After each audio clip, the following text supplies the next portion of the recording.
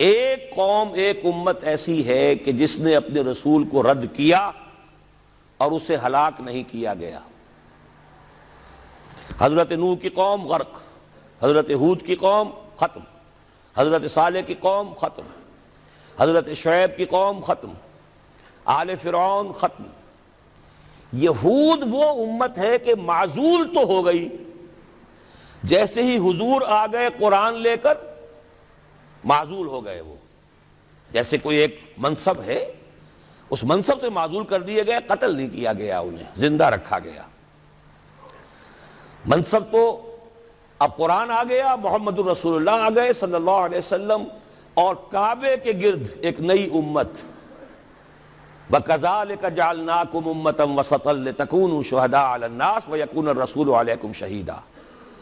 اگرچہ یہ امت 600 برس قبل قتل اور ختم ہونے کی مستحق ہو چکی تھی۔ کیوں؟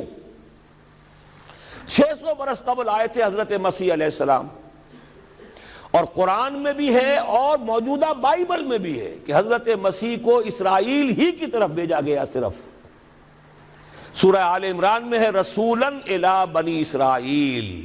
یہ تو صرف محمد الرسول اللہ صلی اللہ علیہ وسلم ہے جنہیں پورے عالم انسانیت کی طرف بھیجا گیا، کوئی اور رسول تمام انسانوں کے لیے مبعوث نہیں ہوا۔ اور ابھی بائبل میں موجود ہے کہ میں صرف اسرائیل کے گھرانے کی کھوئی ہوئی بھیڑوں کی تلاش میں آیا ہوں۔ اسی لیے میں نے کہا تھا میں بھی امریکہ وغیرہ جاتا ہوں تو یہ اپنے پاکستانی ہندوستانی بھائی جو ہیں، یہ کھوئی ہوئی بھیڑیں وہاں جا کر جو ہیں وہ گم ہو گئی ہیں، ان گمشدہ بھیڑوں کی تلاش میں۔ تو اس کو اچھی طرح سمجھ لیجئے، حضرت مسیح کی بعثت تھی بنی اسرائیل کی طرف، اور بنی اسرائیل نے نہ صرف یہ کہ ان کو مانا نہیں، بلکہ الٹا اپنے بس پڑتے سولی پر چڑھا دیا۔ اپنے بس پڑتے، اس میرے الفاظ کو نوٹ کر لیجئے، گویا کہ یہ اب اس عذاب استیصال، آخری ہلاکت والے عذاب کے مستحق ہو گئے۔ لیکن یہ پوری انبیاء اور رسل کی تاریخ میں ایک استثناء ہے کہ اس میں جیسے آج کل ہم کہتے ہیں ججمنٹ ریزروڈ، حضرت مسیح کو اللہ نے زندہ اٹھا لیا، یہود کے اوپر لعنت تو کر دی، ختم نہیں کیا۔ سمجھ رہے ہیں میری بات کو؟ سن 70 سے ان پر عذاب آیا، حضرت مسیح سن 33 عیسوی میں اٹھائے گئے۔ سن 70 میں عذاب آ گیا ٹائٹس رومی کے ہاتھوں، وہ ہیکل سلیمانی بھی پھر دوبارہ گر گیا اور انہیں نکال دیا گیا ڈائسپورا سن 70 سے، لیکن ختم نہیں کیا گیا۔ یہ استثناء ہوا ہے، کیوں ہوا ہے؟ یہ بات پھر دوسری میری آج کی گفتگو میں بڑی کڑوی بات ہے، بہت کڑوی بات ہے۔ یہ جو دوسری امت جو جس سے کہ میں اور آپ ہیں، اور جو بہترین امت ہے، کنتم خیر امت، یہ جب طرز عمل وہی اختیار کرے گی جو یہودیوں نے کیا تھا، ان کو سزا ان ملعونوں کے ہاتھوں دلوائی جائے گی۔ بات سمجھ لیجئے میری۔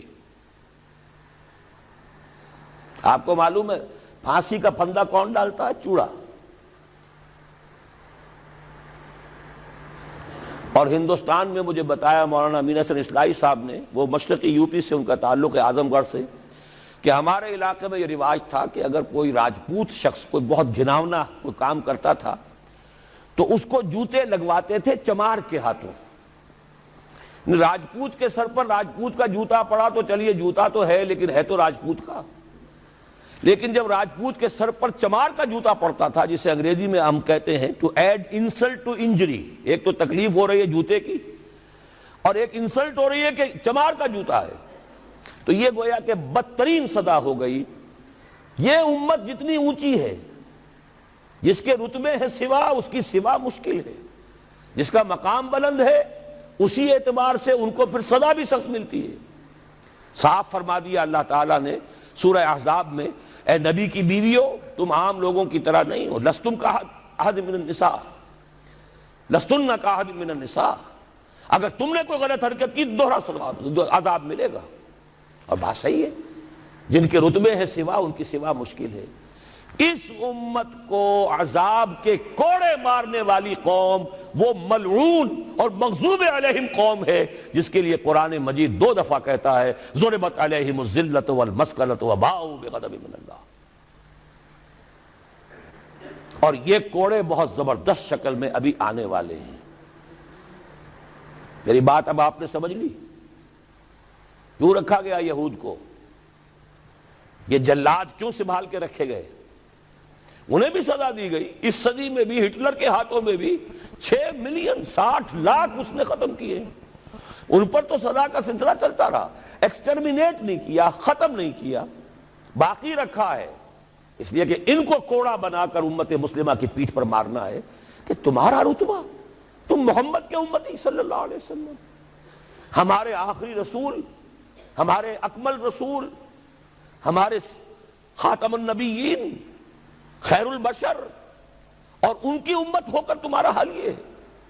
تو تم سزا کے مستحق جو ہو, وہ سزا ہے کہ جو اچھی طرح سمجھ لیجئے ہماری حال جو اس صدی کے آخر میں شروع میں ہوا تھا کہ تمام مسلمان غلام, اس غلامی کے اوپر جو مزید کوڑا تیار ہوا 1917 میں بالفور ڈیکلریشن کے ذریعے سے برطانیہ نے اجازت دے دی کہ یہودی آ سکتے ہیں, اب فلسطین میں آ کر آباد ہو سکتے ہیں,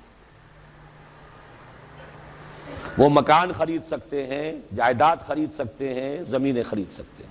1971 اس پر اندیشہ تھا کہ کہیں اگر خلیفہ عثمانی نے جہاد کا اعلان کر دیا, اس لیے کہ سلطان عبد الحمید کو بڑی سے بڑی رشوتیں پیش کر کے دیکھ لیا تھا انہوں نے کہ یہ جو ہمارے اوپر پابندی ہے کہ ہم فلسطین میں آباد نہیں ہو سکتے, جو کہو ہم تمہیں دولت دینے کو تیار ہے, یہ پابندی ختم کر دو. سلطان عبد الحمید ویسے جو بھی کچھ تھے چھوڑ دیجئے, لیکن یہ کہ اس نے کہا کہ جو معاہدہ عمر نے کیا تھا رضی اللہ تعالی عنہ, میں پیچھے نہیں جاؤں گا. لہذا خلافت ختم کروا دی, اور کروائی کس کے ہاتھوں؟ ایک مسلمان کے ہاتھوں.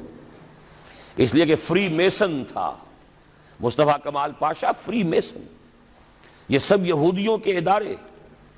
چاک کر دی ترک ناداں نے خلافت کی قبا, سادگی اپنوں کی دیکھ اوروں کی عیاری بھی دیکھ. ہندوستان میں ہنگامہ چل رہا